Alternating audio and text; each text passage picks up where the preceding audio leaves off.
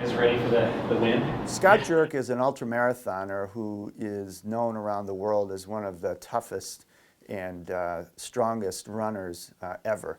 And he's come to campus to share his thoughts on plant-based diet and the environmental impact of veganism. People are like, you do these crazy 100-mile races and you're a vegan? I mean, how do you do that? You don't have to just eat twigs and berries. I mean, eating a plant-based diet isn't something that's boring or dull. It's really about balancing the caloric intake with my energy output.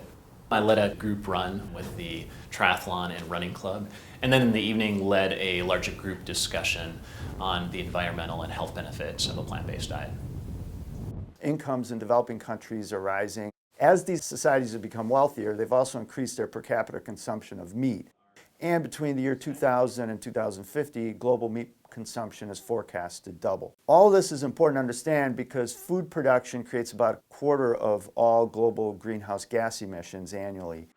Meat production is especially challenging from an environmental perspective as it uses much more land, water, and antibiotics than plant production.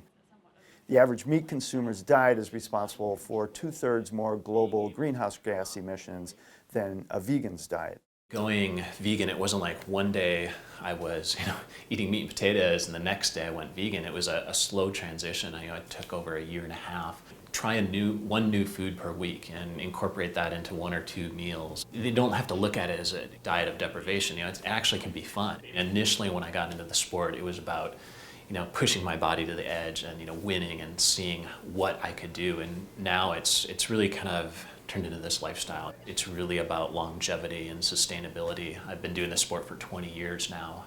So I would say I've kind of evolved as an athlete.